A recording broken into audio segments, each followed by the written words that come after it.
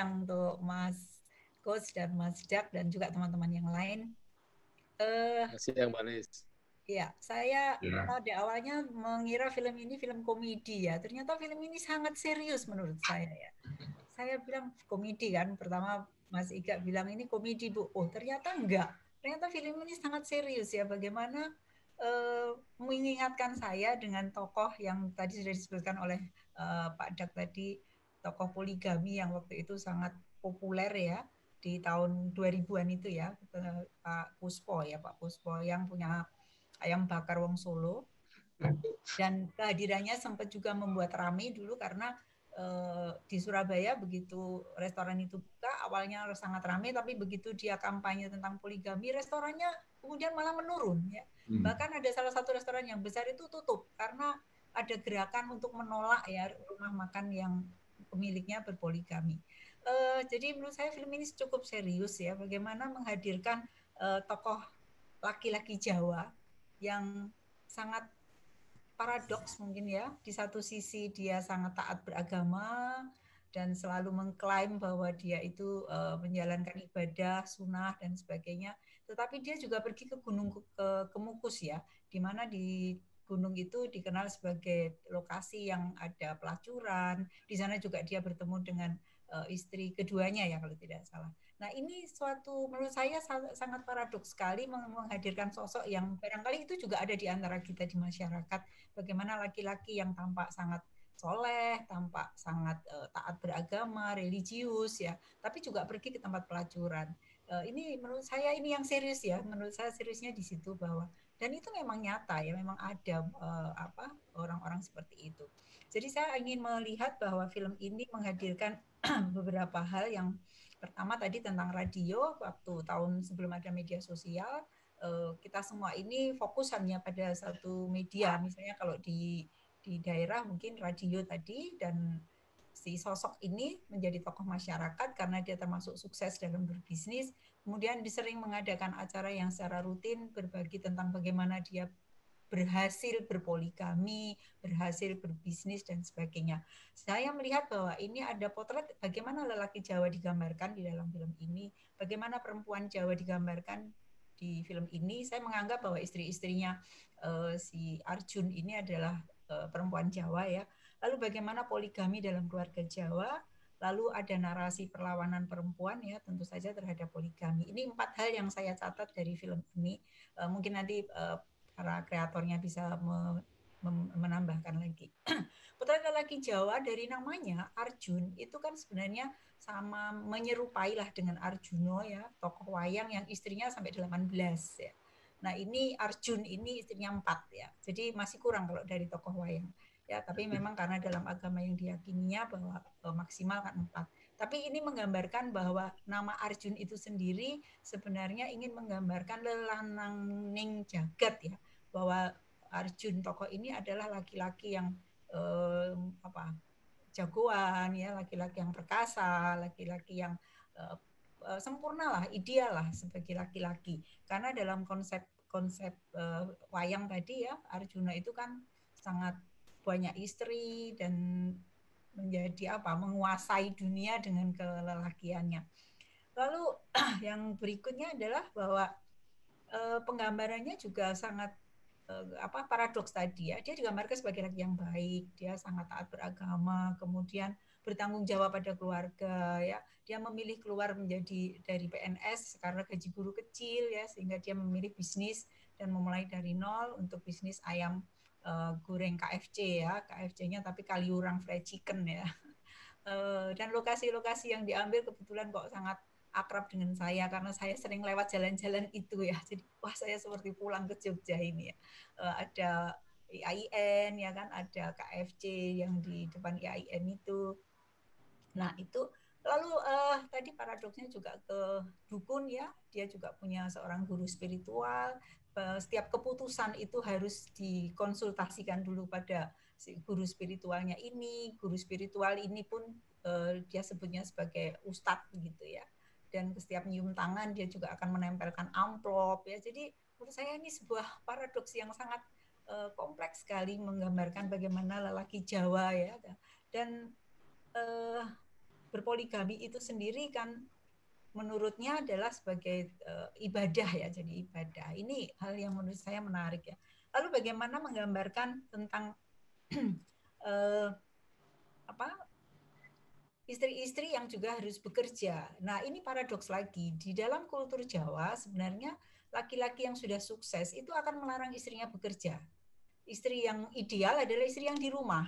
Istri yang ibu rumah tangga, bahkan punya beberapa pembantu rumah tangga, bisa 2, 3 ya. Nah, tetapi tidak, laki-laki ini justru malah memberikan gerobak setiap istri sepertinya satu gerobak, dan istrinya harus bekerja, dan dia mengklaim bahwa itu adalah bisnisnya. Nah, ini satu lagi nih paradoksnya. Jadi menurut saya ini laki-laki Jawa yang unik ya, karena kalau dalam kultur Jawa sebenarnya laki-laki itu yang sudah mapan biasanya tidak akan membolehkan istrinya bekerja, apalagi PKL ya, tentu sangat tidak boleh karena itu akan menurunkan derajat dia sebagai laki-laki Jawa yang sukses, laki-laki Jawa yang sudah mapan ya. Kemudian kalau perempuan sendiri, Astuti sebagai istri pertama itu juga menjadi potret bagaimana perempuan Jawa yang berpendidikan pun ketika dia dikonstruksi oleh nilai-nilai agama yang diyakini bahwa istri yang ideal, istri yang baik adalah yang patuh dan mengikuti apa yang diinginkan oleh suami. Sehingga walaupun dia seorang dosen, kalau di sana digambarkan sebagai dosen dari Fakultas Ekonomi ya, berpendidikan menurut saya, tapi dia bisa menerima ketika suaminya akan menikah lagi walaupun pada awalnya dia menolak. Mengapa dia menerima? Karena menurut dia bahwa menikah itu akan membawa rezeki. Menikah lagi suaminya menikah lagi itu akan membawa kebaikan dalam keluarganya. Sehingga akhirnya dia menerima, tentu dengan perdebatan-perdebatan yang luar biasa emosinya ketika dia harus membolehkan suaminya menikah lagi. Jadi menurut saya ini juga potret bagaimana perempuan Jawa dihadirkan di dalam film ini yang juga masih kontradiktif tadi, berpendidikan tinggi tapi karena konstruksi dalam agama yang dia yakini adalah suami menikah lagi itu hal yang baik ya, karena ibadah ya, karena ini juga akan membawa kebaikan bagi dirinya.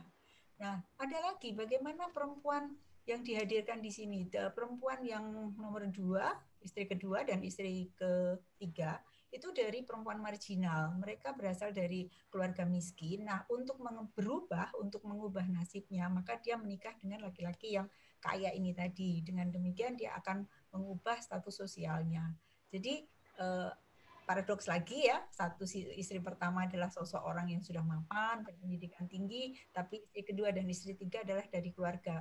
Istri yang ketiga asistennya ya, atau pegawainya dalam berjualan ayam. Istri kedua yang ditemui di Gunung Kemukus. Istri ketiga tidak digambarkan secara jelas, tapi kalau dari melihat penggambaran rumahnya, setting rumahnya juga kelihatannya juga bukan dari keluarga menengah atas ya.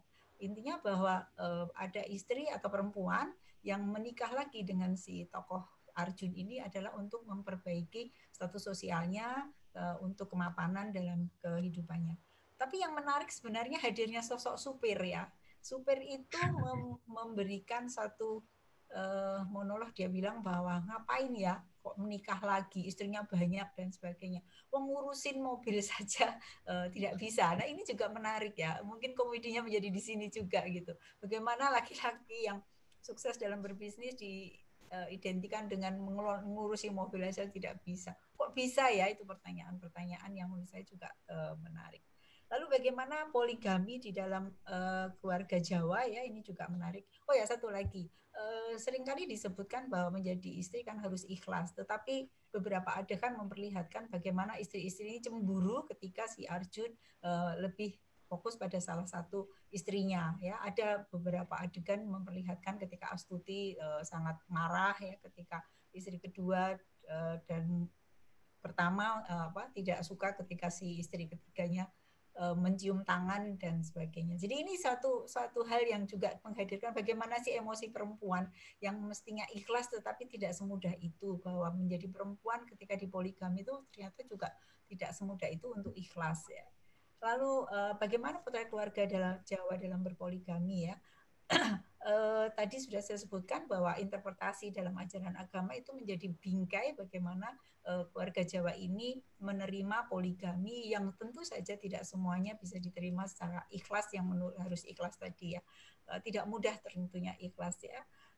satu lagi bahwa di dalam kultur Jawa istri itu kan swarga nunut roko katut atau garwo itu sigaran nyowo. Nah ini yang kemudian membingkai para perempuan itu untuk bisa menerima ketika suaminya berpoligami. Ini sebuah apa ya penggambaran yang menurut saya sangat bagus ya, bagaimana bahwa perempuan sebenarnya bertentangan tentu saja, tetapi kan orang Jawa kan harus ini swarga nunut rokok katut, apa yang dilakukan suami ya harus kita terima ya ini. Kemudian saya lanjut lagi, apa yang paling menarik lagi adalah ketika perempuan ternyata tidak begitu saja menerima. Pada akhirnya di ujung dari film ini bagaimana para perempuan ini melakukan perlawanan terhadap apa yang dia alami di dalam poligami yang ternyata dia sangat berat ya sebenarnya yang dilakukan oleh Astuti pada saat pemberian feminis award ketika suaminya memanggil istri pertama Astuti. Di situ justru Astuti padahal cara itu didengarkan oleh warga masyarakat melalui radio sangat menarik ya ketika kelompok pendengar ini diambil gambarnya. Ada yang bertepuk tangan, ada yang marah, ya, ada yang menolak itu kira-kira. Sehingga saya ini juga suatu kontradiktif lagi yang dihadirkan. Jadi menurut saya film ini tidak bisa saya sebut sebagai komedi, film ini film serius yang ingin menghadirkan bagaimana konflik batin perempuan ketika dia harus berada pada situasi di mana suaminya berpoligami. Itu dulu mungkin Mas Ika